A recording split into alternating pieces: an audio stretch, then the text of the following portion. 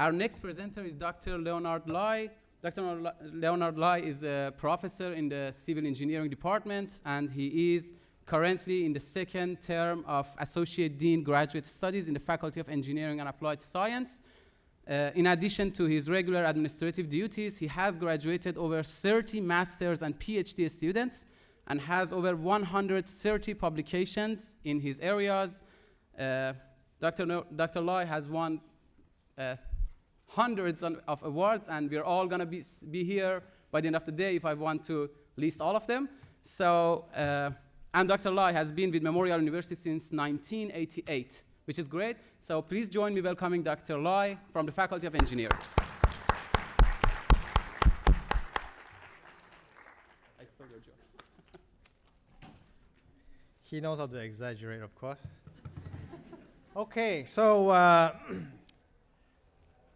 the president and the associate vice, or the vice president, Dean of Grad Studies, have told you all the great stuff about coming to MUN and about studying, starting here as a grad in your grad program. All very nice stuff. Now I'm going to tell you the real stuff. Hopefully this will help you more than all those fancy speeches given by the others. So there are 4 things to be successful as a grad student. There are 4 things that you need to know. One is academic issues. Second one is the non-academic issues. In fact, that's the most important one. And Dr. Mirin has also mentioned about supervisor-student relationship. And finally, I'd like to give you some tips about the essential skill sets that you might need to know before you get out of this place. Okay, first thing first, don't fail. You'll be surprised that actually you can fail a grad course. In fact, I was told that about 1% of grad students get terminated from the program. And a lot more than 1% do fail a grad course. So it's not uncommon, okay? The thing that you should note is that the passing grade for a graduate course is not 50% anymore. It's 65%. So you may be taking an undergrad course as part of your grad program, and your classmates might be all undergrad students, and you got 64%, and the highest in the class. Yet you are the one who failed, and the rest might pass if they get 51% or 50%. So be very aware of that. You'll be surprised that a lot of professors has no clue that that's the rule. Okay? So when you register for the undergrad course, which is part of your grad program, remember that the passing grade is 65%, not 50%. So the second thing that you need to know is you have to maintain, if you are receiving fellowship money from the School of Grad Studies, you need to maintain a 75% average throughout your graduate program here, right? Otherwise, that money is taken away from you. You get a very nice letter from the School of Grad Studies saying that you've fallen below 75%, and you'll be told, again very nicely, that your money is taken away from you. Right?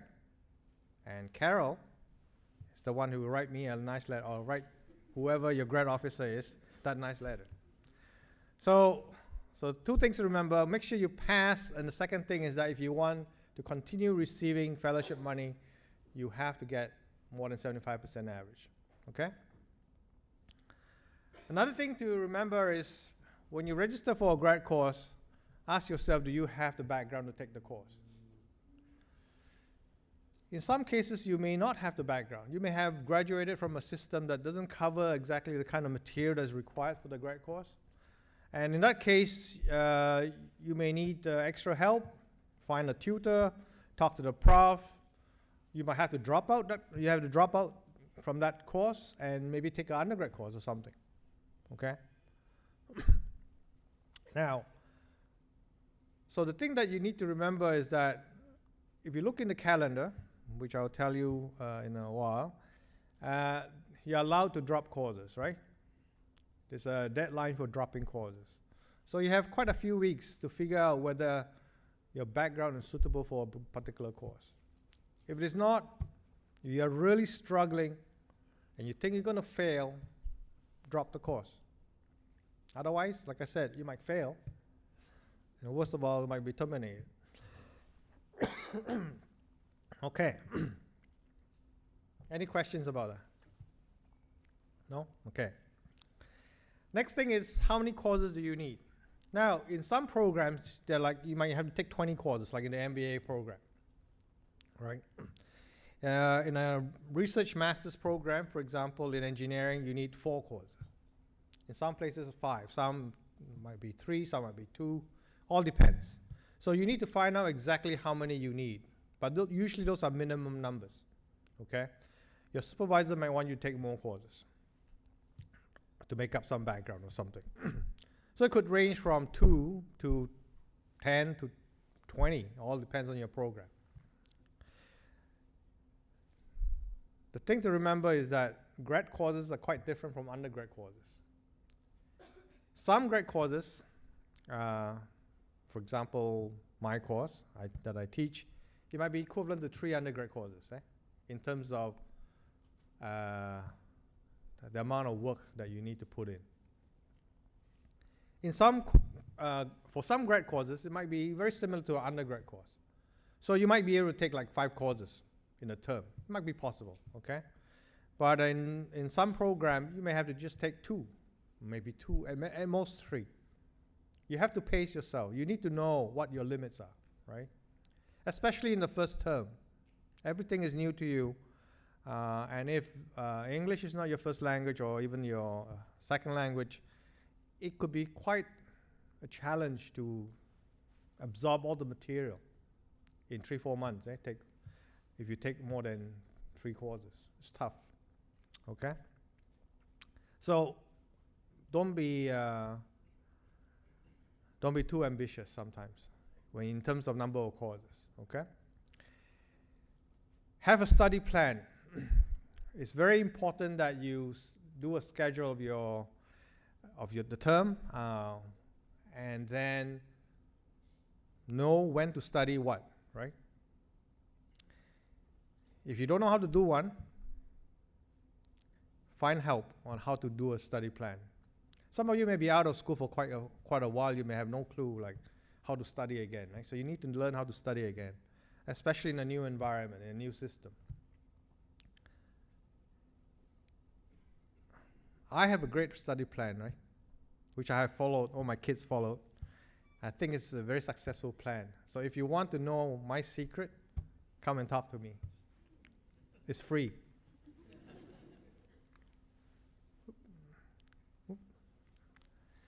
Okay, next thing is get to know the regulations and policies. Make sure you read the calendar. It's all online nowadays. You don't have to buy the big calendar. It's all online. Make sure you know all the rules regarding your own program, right? How many courses you need and all the stuff. How many courses you can fail. Well, different program has different failure criteria, okay? Some program allow you to fail up to 2 courses. And what are the regulations regarding failures, right? I know I'm talking about all this negative stuff, right? But these are the most important things, because if you fail, it's a real hassle to get back on track, right? When is the start and end of semester? We know today, tomorrow is the first day of classes, right? When is the end of the semester? When you should start booking your air tickets. You don't book it during the exam period, because your exam might be after that, right? So make sure you know all those dates. When can you drop courses? What's the deadline for dropping courses? When's the deadline for adding courses, right? So the first few weeks, you can attend some courses just to see how it goes, and then before you decide to register for the course. So there's still some time, right? There's a date for adding courses, last day for adding courses. There's last day for dropping courses. So if you are not doing well in certain courses, or you find the load too heavy, or you maybe the prof is too boring, you might say, let me drop the course, right? No penalties. So you should know all this basic stuff, right? Because once that date is over, you have no choice but to stick with the course. And you don't want to do that if you're going to fail, right? Now, what if you fail a course, right? Very distressing. Some people will cry for days and all kinds of stuff. So you need to know how to appeal, right? If you have a good reason, you say, oh, I was really sick, all this stuff, yeah, you need to know how the appeal process works. You need to know what is acceptable, what reasons are acceptable, what is not, right? If there's a death in the family, you need to show evidence, right? You are sick, well, you have to show evidence. You cannot just say, I'm sick. Where's your evidence, right? Where do you get help? So you need to know where to go to help, for help on writing your letter of appeal, for example. Obviously, the GSU is a big help. Academic misconduct. In fact, a lot of students who get terminated or fail or get into trouble is because of academic misconduct. It's a simple thing. Again, it's all in the calendar. Eh? There's the long list there that tells you what is considered as academic misconduct. So don't commit any of those. So you need to know what it is, right? And how to avoid it. You also need to know your rights. Sometimes you may be charged with academic misconduct, but you may not have done that, but your prof may think you have done it, right? So you need to know how to defend yourself, okay? And this has happened before. So ignorance of the law is no defense, as you know, right? You cannot say, well, in my country, I can just go around and shoot somebody. But here, you can say, I didn't know that. You can't say that, I didn't know that, right? If you fail a course and you say, oh, I didn't know I cannot fail a course, well, I mean, it's your fault. You say, oh, I didn't know I can drop a course. Well, whose fault is that? It's your fault, right? So you have to take responsibility to know the regulations. It's all online, everything is there. You're not sure, ask somebody, okay? Any questions about academic issues? Almost every program will have some kind of advisor, okay? So you should talk to them about the courses to take, about the timing and all this stuff. Make sure that you know all those before you start. Next thing is financial issues. Big question. And you're lucky you are studying in one of the, I would say, least expensive universities in Canada, North America, in fact, I would say. Maybe that's one of the main reasons why you're here, right? But still, it is an expensive city to live in compared to a lot of places where you came from, right? So you have to ask yourself, do you have enough money to live on? So don't underestimate the cost of living in St. John's. It's not expensive, but it's not cheap either, right? Don't spend beyond your means, obviously. You need to keep track of how much money you spend. You probably didn't know before you arrived here that you have to pay something called the HST, right? 13%. And that might go up again, I was told, right? So that adds quite a bit of money, you know, to the total cost of living. It's very easy to get a credit card here as well. Your bank is dying to give you a credit card. You can get maybe 5 credit cards during your grad program here, easy. Everybody wants to give you a credit card because they want you to spend your money and spend beyond your means, right? So that they can charge you interest. So, you have a credit card, it's very useful. You can use it to pay this, pay that, pay fees and all this stuff. But I said it's very easy to overspend. So if you are in credit crunch, seek help as soon as possible.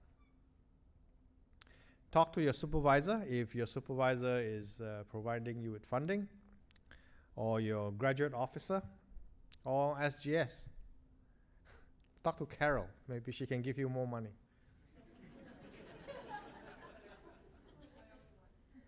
There you go. Now, do you need work part-time, right? Well, you're allowed about 24 hours to work as a full-time student. So you may want to make use of that 24 hours to do a part-time job or something. Make some extra money. Or you may not want to, right? Depending on how rich you are, right? Depending on your lifestyle, right? A lot of grad students actually, and one who owns a house, own a car, have 2 kids, maybe even 2 wives, I don't know. They are quite well off, you know. But there are some who are really struggling, all right? So you need to really watch your finances very carefully. This is the one that really causes a lot of mental anguish. Because if you have to work and you still have the heavy cost load, it is going to add up to a lot of mental stress, okay? Next important thing is physical and mental health. Mental health is a big issue among graduate students. If you're sick, see a doctor. Like I said, you need that medical note to prove that you were sick in case you need to appeal, in case you fail, okay? Don't do it after the fact. I said, even if you are a little bit sick, go and see a doctor. You already paid your insurance, okay? Get a note. At least you prove that, yeah, I was sick, right? Eat well. Easier said than done. As you know, there's a lot of societies and orientation giving you free food. But if you look carefully at the food they give you, you know, right? They're never healthy because they are the cheapest food.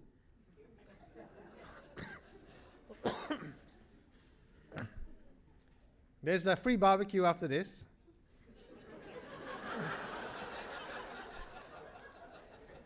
You have to think twice before you're going there, right? It's easy to lose track of your eating habits, you know? So make sure that you avoid fast foods as much as you can. Eat healthy meals, right? Learn how to cook properly. Exercise and stay fit. You have paid your $40, right? So make use of it. Andrew and I go to the gym almost every weekend. We don't see any students there. Hardly any students. Why is that? You know, you make full use of it, right? You have to make friends, join a club, play team sports, work hard, play hard, and sleep lots, right? That's basically the secret to success, you know. You need friends to help you along with your grad studies, right? It's easy to suffer together. So another thing is maintain good relationship with your family, because they're a big source of help, whether financially or emotionally, right? Keep in touch with your parents, keep in touch with your spouse, if you have one. Again, one of the most, I would say, distressing thing is to have bad relationship with your own family members, especially your spouse. And again, that will lead to a lot of mental health issues, right? One suggestion is to take personal time off each week. Maybe Friday night. Every Friday night, you say, I'm not going to do anything. I'm just going to take time for myself, read a book, travel, go watch a movie. Newfoundland has a lot of beautiful places to see. Take a trip out, right? Or just spend some time with loved ones, whether it's your kids, girlfriends, boyfriends, whatever, right? You need time to relax sometimes, right? Personal issues. Maintain self-discipline. Not easy, again, right? Because I guess many of you are here or in Canada for the first time, or you might be from a country where there's a lot of restrictions regarding the internet. And now that you are in Canada, it's like heaven. Internet heaven. You can watch whatever you want, go on YouTube and watch anything you want, right? You can gamble all you want, you can do all the shopping you want, all kinds of stuff. And you can easily get carried away. In fact, we know of grad students who spend all day, all night just playing computer games, right? And then they fail, and they say, oh, I was working on my project, right? So it's very easy to get distracted by all this stuff. So you need self-discipline. If you know that you're going to have a bad habit or something, you need to deal with it as soon as possible, right? Talk to a friend, seek counseling. We have a counseling center that offers free service. Or if you notice your friend is having problems, you should talk to them, advise them to see a counselor, all right? Talk to an advisor. So don't let things fester, okay, because once that gets going, those kind of bad habits, right, it might be hard to change, right? And from years of experience in dealing with students who fail or get terminated, is usually one of these kind of problems. It's not because they are not smart or whatever. It's just that they get distracted with all kinds of other stuff. Okay, next thing. Student-supervisor relationship. Now, some of you may be in course-based program, you may not have a supervisor, but those of you who are in PhD programs or research programs, you would definitely have a supervisor. So what does a supervisor do? They provide financial support, usually, okay? So your funding package usually comes from a variety of sources. It could be a bit from School of Grad Studies in terms of fellowship. Some of you get TAs, but there's quite a bit of money coming from your supervisor research grant, right? So basically, your supervisor owns you. I know, but that's a fact. That's a fact, okay? I'm not going to mince my words here, right? They own you, actually, right? So they provide you advice on courses to take. They will insist that you take that course, and that course, and and you might have no choice, okay? Of course, they provide guidance on research. Hopefully, if they are a good supervisor, they'll tell you, all the career development opportunities and, provides mentoring and that kind of stuff. Generally, most supervisors are nice people. But, as you know, you're all human beings here, right? Some supervisors are really nasty. And that's a fact. I've encountered many of these people in my own faculty. They're very difficult to deal with, okay? And you may encounter your own supervisor to be a really nasty guy, right? Or woman, I don't know, could be. So it's very important to maintain a good relationship with your supervisor. So you need to know how to deal with them, right?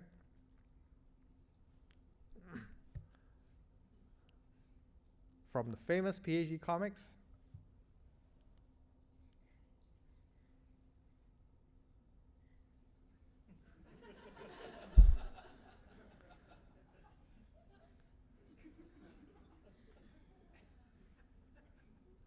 that has happened many times before. I've encountered many students who come to my office crying, right? And that's not a hobby. So, what are the issues? Like I said, not all supervisor-student relationships are rosy, right? Some supervisors expect too much too soon. Some may be very difficult to deal with, like I said, just naturally nasty. And you don't know that, right? Before you came here, you didn't know that. All you know is that you look at the qualification and research area, oh, that's a great fit. They might have won a lot of awards and all this stuff. But personally, they could be real nasty people. You never know. So you need to know how to navigate that kind of stuff, right? Some of them want to control your every move. They want you to be there at 8:30, and they want you to leave until 8:30 p.m. and they want to see you every weekend. I've encountered people like that, right? So you make sure you know what they expect of you to do, and you need to discuss your own expectation as well as a grad student, right? Some supervisors are easygoing. Some say, well, if you have any problems, come and see me. My door is always open. Some would insist that you make an appointment, right? And you need to know what your supervisor's style of supervision, right? I'm sure you are afraid to ask them. It's a fact, right? I mean, students usually are always afraid of their supervisor. But sometimes you just have to deal with it, right? You have to ask yourself also that, am I easy to deal with, right? There's some students that are really difficult to deal with as well. So it goes either way. So you need to know how all this works. Now, from the supervisor's point of view, supervisors rely on students to do research, obviously, and get papers published. And then the more papers published, the more funding they can get, right? Obviously. They will apply for grants and they show, oh, I've got lots of research, so you give me more money. So papers and funding help them get promotion, more papers, more grad students, more funding, easier to get promotion and tenure. And then they'll get more funding. It just goes round and round and round, right? If no students, no publication, no grant, no funding, no promotion. So there's a lot of pressure on the supervisor to have grad students who will produce lots of papers, and obviously that will bring glory to themselves and promotion. So if you don't perform, or you don't publish, or you fail, there's a lot of investment in time and money on you that is going to be wasted, right? And that directly affects them. That's why some supervisors are nasty. I mean, maybe they are not, maybe the nasty is the wrong word, but they are demanding because, like I said, their own career is on the line, right? Relying on you. So you can see why they are pushing you sometimes, right? Any questions about that? No? Okay. Last two slides, hopefully. Now, at the end of all this, you want to get a job, right? At the end of it, hopefully. So these are 6 in reverse order.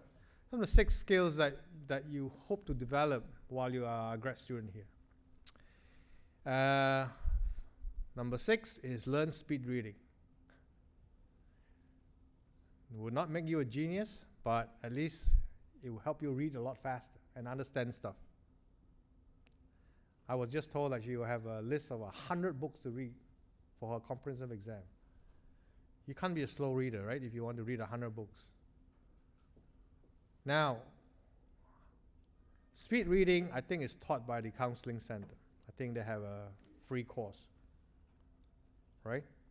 So think about it. If your reading speed is slow, or if you want to improve your reading speed, take a course or learn some techniques, okay, on speed reading. Number 5 is time management. Like I said, there's a lot of things you need to do as a grad student. A limited time. Dr. Mirin mentioned about procrastination. So if you have a good time management system, that will help you with procrastination. Okay? Learn how to get things done. Put everything in your calendar, like I said, so that you don't forget anything. Number 4 is learn how to learn again. Grad school is an entirely new ballgame, okay? You need to take better notes, you need more efficient ways of studying and remembering it. One thing is you're a bit older now, right? Your brain cells start to die, as you get older. So it's hard to remember sometimes. You've been out of school for a while and, it's not that easy. So you need to learn all these things again, right? So the first term is tough. Grad school requires a lot more reading, a lot more writing, right? I mean, so definitely it's not like undergrad anymore, right? Sometimes there's no textbook. You just have to read everything from papers. So there's a lot of extra things that you need to do. You may not used to it. You need to learn how to do that. Number 3, money management. I told you already that money is sometimes it's the one that determines whether you pass or fail or you succeed or not in grad school. There's also quite a number of students who drop out because they just can't afford it anymore, right? So you need to learn how to budget, debt management, wise use of credits, learn about compound interest, learn how to save money, that kind of stuff, right?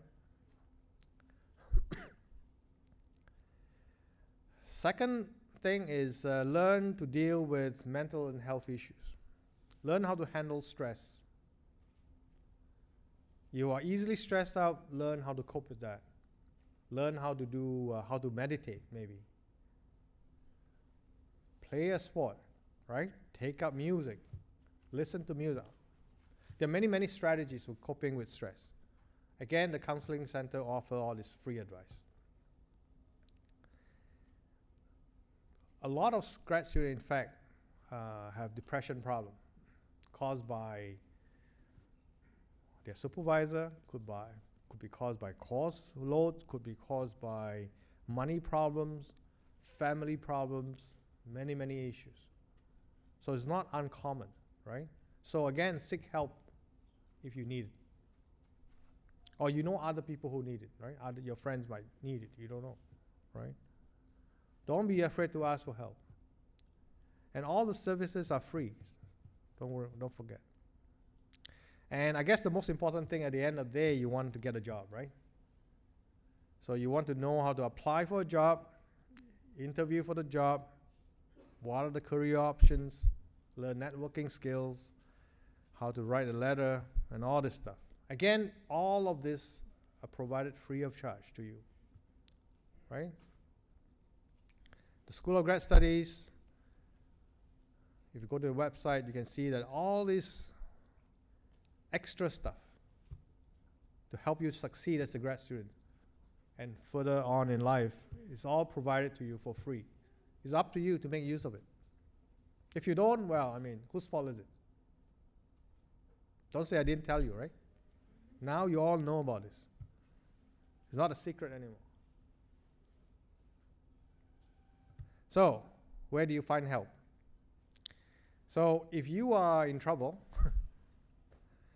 I would say the go-to person in the School of Grad Studies is Mr. Andrew Kim. Please stand up. Mr. Kim? Stand up. So that you recognize him. Just now I remember this guy who was looking after the door. He wouldn't let him in the hall, you know? Can you imagine? He was the guy who signed his letter of admission and he said he wouldn't let him in here. That was funny. And other people, you might want to talk to the dean or the associate dean, Dr. Syed right there. Or you have money problems, you want to talk to Carol. The other people is your grad student union. I think they've already told you what they can help you with. Especially if you are appealing, right? You fail something, you're on appeal, they can help you.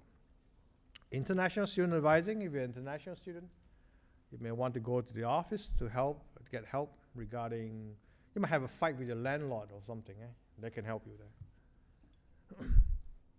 Counseling center, right? Free service, confidential, completely confidential. 5th floor of the university center, learn study skills, coping with stress, all kinds of other counseling, okay? Really helpful. They have professional psychologists to help you. The other one is the writing center. A lot of grad students make use of that. If you need help with your thesis, with your assignments, with your whatever, they can help you with your writing. okay? I mean, the Writing Center is not only for international students, right? It's for everybody. In fact, some of the Canadian students are one who need help with writing. It's a fact, okay?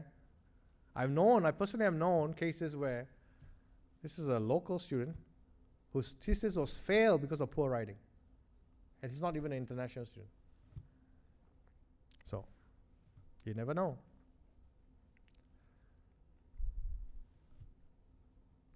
I think this is the last slide.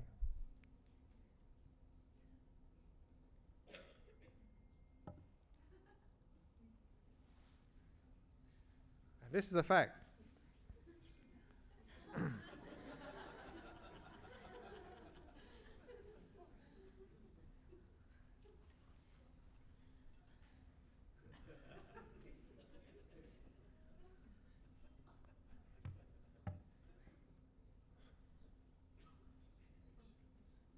So you never have you don't really get to research what you really want, okay? Like I said, your supervisor owns you. You may have some freedom in doing what you want, but generally no. And that's a fact. Okay, thank you.